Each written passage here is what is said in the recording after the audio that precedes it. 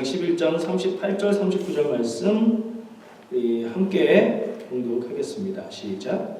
내가 만일 내가 명령한 모든 일에 순종하고 내 길로 행하며 내 눈에 합당한 일을 하며 내 종 다윗이 행한 것 같이 내 율례와 명령을 지키면 내가 너와 함께 있어 내가 다윗을 위하여 세운 것 같이 너를 위하여 견고한 집을 세우고 이스라엘을 되게 주리라. 내가 이로 말미암아 다윗의 자손을 괴롭게 할 것이나 영원히 하지는 아니하리라 하셨느니라 한지라. 아멘. 전에 읽었던 말씀을 또 읽은 것 같은 느낌이 드는 건 왜일까요? 거의 비슷한 내용이 앞에 있었기 때문이에요. 근데 듣는 사람이 달라요. 다윗한테도 물론 같은 말씀을 하셨고요. 내 아비 다윗이라고 언급하면서 솔로몬에게도 같은 말씀을 하셨죠. 지금은 또 다른 사람이에요. 누굴까요? 예습하신 분 계세요? 성경 속에 답은 있죠. 그럼 찾지 마시고 질문에 답은 안 하셔도 돼요. 들으면서 같이 나눠보도록 하겠습니다. 솔로몬이 노년이 돼서 이제 솔로몬을 대적하는 세력들에 대한 이야기가 나오기 시작해요. 그런 얘기가 나온다는 건 솔로몬의 이스라엘 왕국이 쇠퇴하기 시작했다는 얘기예요. 잘 나갈 땐 무슨 얘기가 나왔어요? 외국의 많은 사절들이 와서 솔로몬 앞에 와서 만나고 아련하고 조공을 바치고 또 어떤 왕국의 여왕이 와서 솔로몬을 만나서 감탄하면서 그리고 돌아갔다. 이런 얘기들이 있었죠. 근데 11장 그 밑에쯤부터 나오는 얘기는 주변에 솔로몬에 의해서 괴로움 당했던 사람들, 그 세력들이 다시 세력을 회복하려고 노력하고 솔로몬이 죽은 이후에 그들이 어떤 일들을 하는 것들을 얘기해주고 있어요. 솔로몬 사후에, 솔로몬이 죽은 후에 이스라엘 왕국의 기운이 기울어져 간다는 것을 느끼게 만드는 내용들이 나오고 있어요. 그 중에 하나예요. 지금은 솔로몬이 살아있어요. 솔로몬이 늙었는데 어떤 사람의 이야기입니다. 이 사람의 나중에 왕이 됩니다. 솔로몬 다음에 왕이 2명 나오죠. 그건 알고 계시죠? 솔로몬 죽은 후에 이스라엘 나라가 갈라져서 북쪽에는 무슨 나라? 북왕국 이스라엘, 남쪽은요? 남왕국 유다로 갈라지죠. 남유다는 유다 지파와 껴주지는 않아요. 한 지파라고 계속 얘기해요. 근데 같이 들어가는 베냐민 지파, 두 지파가 유다 왕국을 이루고요. 나머지 10지파가 이스라엘을 이루고요. 자, 그 두 나라의 왕들 한번 이름 기억나시나요? 그 둘 중에 하나는 두 나라 중에 왕 2명 중에 한 명은 솔로몬의 아들이겠죠. 솔로몬의 아들이 한 명 있고 솔로몬의 아들이 아닌 다른 사람이 한 명 있어요. 근데 이름이 우리말로 하니까 그렇겠지만 비슷해요. 르호보암과 여로보암이에요. 생각나시죠? 발음이 비슷해서 이 두 사람이 솔로몬 다음 때의 왕들이다. 이거는 잘 안 잊어버려요. 근데 저는 어려서 성경 읽을 때 암기하는 걸 별로 안 좋아해서 르호보암, 여로보암이 있는데 누가 솔로몬 아들이고 누가 이스라엘 왕이지 이게 헷갈렸어요. 계속 헷갈리면서 저 사람들은 헷갈린다 이렇게 생각하면서 십수년을 지냈어요. 그러던 어느 날 그러면 안 되겠다 싶어서 정리를 했죠. 여로보암이 느낌이 좋아요. 저한테. 왜 그럴까요? 발음이 르호보암은 발음하기 힘들어요. 그죠? 근데 여로보암은 발음도 편하고 부드럽고 게다가 하나님 여호와 발음하고 비슷해요. 그래서 우리 편 같은 느낌이 드는 거예요. 근데 알고 보니까 그 여로보암이 솔로몬의 아들이 아닌 다른 왕이에요. 그래서 이제 거꾸로구나. 내 느낌하고 거꾸로구나. 이렇게 생각한 뒤로 이스라엘의 왕이 여로보암, 남왕국 유다의 왕이 솔로몬의 아들 르호보암. 여기 안 헷갈리게 됐어요. 여러분들은 오늘 말씀 같이 나누면서 굳이 외우지 않아도 꼭 기억되는 시간 되기를 바랍니다. 르호보암이 솔로몬의 아들이에요. 이 르호보암은 무슨 얘기로 유명하냐면 왕이 됐어요. 당연하죠. 아버지가 왕이었으니까. 왕위를 이어받아서 왕이 됐는데 원로들이 너 아버지 때의 백성들을 너무 쥐어짜서 힘들었어. 그러니까 조금 이 좋은 정책들을 가지고 사람들의 마음을 풀어줘야 돼. 이런 얘기를 했는데 젊은 친구들은 야 웃기지 마. 왕이니까 야라고 안 했겠죠. 왕이시여 그러시면 안 됩니다. 더 강한 모습으로 더 강한 나라를 만들기 위해서 백성들을 꽉꽉 쥐어짜야 됩니다. 그 말을 들었어요. 그래서 이제 솔로몬 때에 힘들었다고 생각한 각 지파의 이 원로들 대표들이 나와서 묻습니다. 어떤 정책을 가지고 어떻게 정권을 이어갈 건지 모르니까 우리 아버지는 내가 볼 때 너무 약해서 난 더 강하게 할 거야. 그래서 어떻게 됐어요? 결국에 10지파가 등을 돌리게 된 게 바로 이 르호보암이에요. 아버지의 지혜를 못 물려받았나 봐요. 그거 좀 받았으면 좋은데 못 물려받았어요. 어리석은 선택과 생각과 행함으로 별로 좋지 않은 모습을 남겼어요. 그럼 여로보암은 어땠을까요? 여로보암은 일단 태생이 왕족이 아니에요. 그러니까 자기들 조상 중에 왕이 있는 사람이 아니에요. 그냥 똘똘한 사람이었어요. 그러다가 발탁이 돼서 솔로몬 시대의 관리로 등용이 됐어요. 그래서 중요한 일들 맡아서 일을 했어요. 그러다가 오늘 말씀의 뒤에 보면 그게 나오는데 선지자 아비야라는 사람이 많아요. 선지자는 뭐 하는 사람이에요? 예언자 선지자. 하나님의 뜻과 말씀을 선포하거나 백성들을 향해서 선포하거나 누군가에게 비밀스럽게 하나님의 뜻을 알려주는 일들을 했죠. 여로보암을 만나요. 그 사람이. 단둘이 만났어요. 지나가다 우연히 만난 것처럼 만났는데 이 선지자 아비야가 새 옷을 입었대요. 왜 새 옷일까? 이런 궁금증이 생기긴 했는데 그건 모르겠어요. 새 옷을 입었는데 여로보암을 보고서 얘기하자고 나를 보라고 하더니 새 옷을 딱 벗었어요. 그래서 옷을 찢는 거예요. 12조각으로 찢었대요. 여러분들 같으면 새 옷을 12조각으로 찢으면 어떻게 찢으면 될까요? 하나 찢고 또 한 번 4개 찢은 다음에 각각의 하나를 3개씩 이런 공평하게 찢을 수 있겠죠. 어쨌든 어떻게 찢었는지 모르겠지만 옷을 12조각으로 쪼개서 여로보암에게 10조각을 줍니다. 그러면서 네가 이스라엘의 10지파를 맡아서 다스리는 왕이 될 것이다 라고 얘기를 해요. 오늘 읽은 본문 말씀 역시 제일 끝부분을 보면 39절 영원히 하지는 아니하리라, 여기까지가 하나님의 직언이죠. 하나님 하신 말씀을 지금 대언하고 있는 거예요. 누군가 증거가 뭐냐면 아니하리라 하셨느니라 한지라, 안 하겠다고 했다고 누군가 말했다라는 기록이에요. 그죠? 지금 예언자 아비야가 대언의 말씀을, 하나님의 뜻을 지금 여로보암에게 전하고 있는 거예요. 이 일이 소문이 났어요. 여로보암이 얘기했을까요? 아비야가 얘기했을까요? 그걸 누가 봤을까요? 본 사람은 없는 것 같은데 어쨌든 알려졌어요. 솔로몬 살아있을 때라고 했죠. 솔로몬이 살아있는데 솔로몬의 아들이 있는데 그 신하 중에 한 명이 10지파의 왕이 될 것이다 라는 얘기가 솔로몬에게 들어가면 이 사람은 어떻게 되는 거예요? 아무것도 안 했는데 반역자가 되는 거예요. 솔로몬이 그를 죽이려고 찾았고 그 사람은 이집트로 도망갔어요. 여기 특이하게 성경의 다른 부분에서는 이집트의 왕을 애굽 왕 뭐라고 표현하죠? 바로. 개혁 성경에는 애굽 왕 바로, 새 번역이나 그런 새로운 번역들에는 이집트 왕 파라오라고 번역하죠. 그 파라오, 바로는 이집트의 왕 명칭이죠. 사람 이름이 아니라. 근데 여기 특이하게 이집트 왕 시삭이라고 이름을 밝히고 있는 게 좀 특이했어요. 그냥 특이했다고요. 넘어갈 거예요. 이집트로 망명을 해요. 정치적인 망명이죠. 다른 나라의 정치적인 이유로 지금 내가 죽게 생겼으니 그 대적이 될 만한 나라에 가서 몸을 피한 거예요. 이집트에서 살았어요. 살다가 언제 돌아올 수 있을까요? 솔로몬이 죽었다는 소식을 듣고 돌아옵니다. 그가 돌아와서 어떻게 돼요?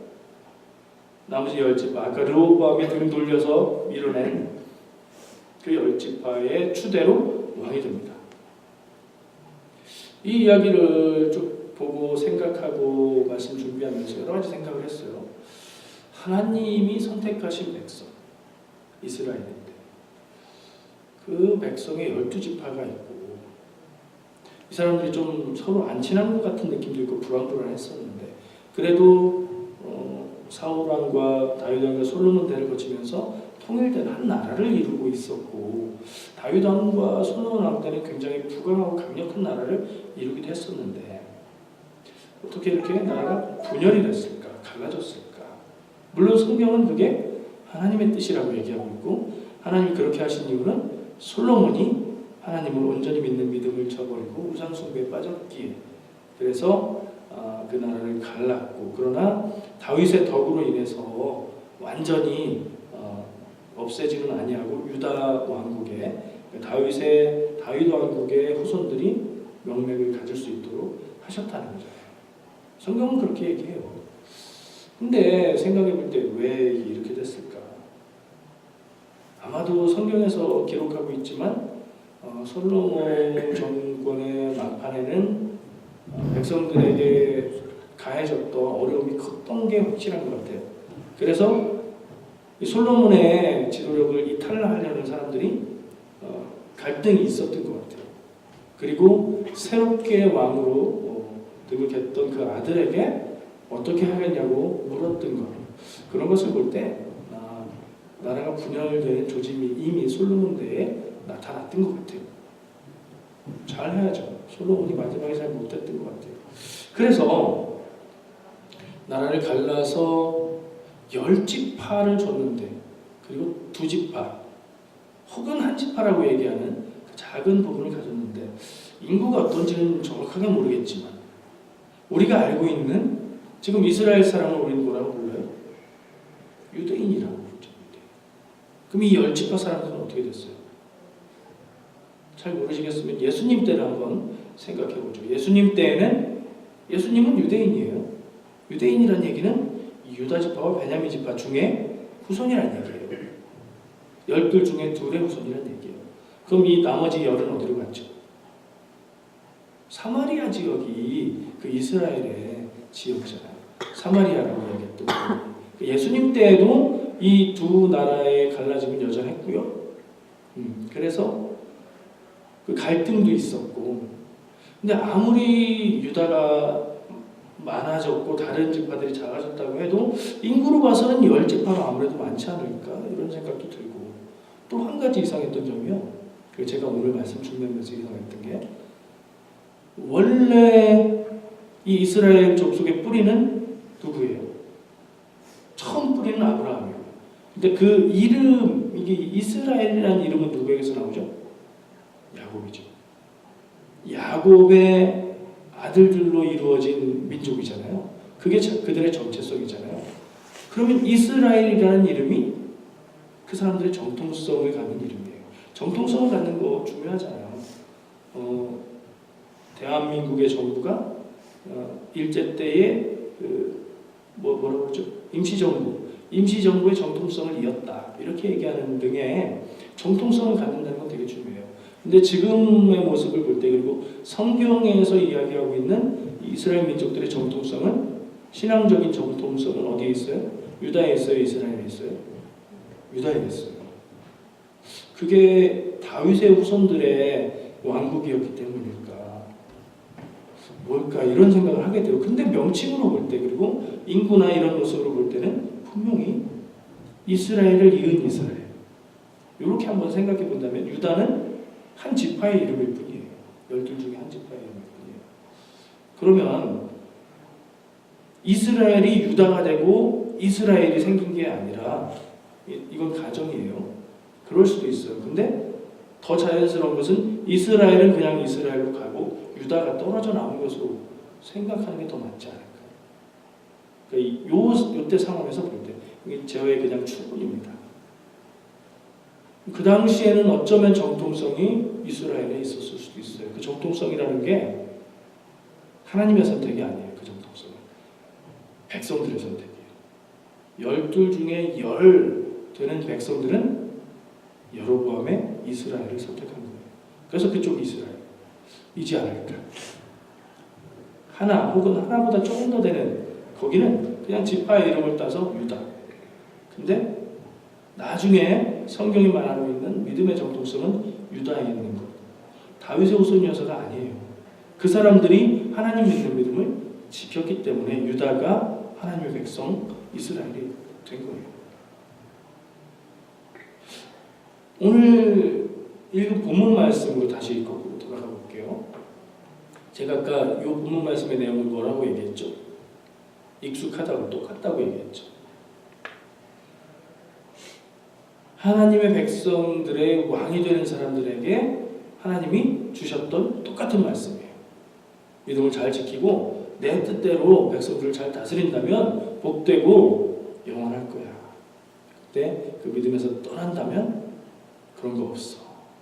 유익이에요. 근데 이 여로보암이 시조가 되었던 이스라엘 왕국은 하나님의 통치의 길에 있었습니까? 아니면 그걸 떠난 길에 있었습니까? 예수님 때를 생각하면 알죠. 하나님을 믿는 믿음은 유다에 있었어요. 거기도 완전하진 않아요. 거기도 온전치는 않지만 그나마 남아 있었고, 이스라엘은 여러 가지 사건과 일들이 있는데 그런 것들을 통해서 하나님의 믿음에서 멀어져 갔어요. 근데 그 이스라엘 왕국이 시작될 때에 처음 왕으로 하나님이 선택해서 세운 그 사람에게 하나님은 길을 택하라. 이스라엘 왕국의 복된 길을 네가 만들어 가든 그렇지 않든 네가 선택하라 라고 축복의 길을 알려주고 열어주고 있는 걸 보게 돼요.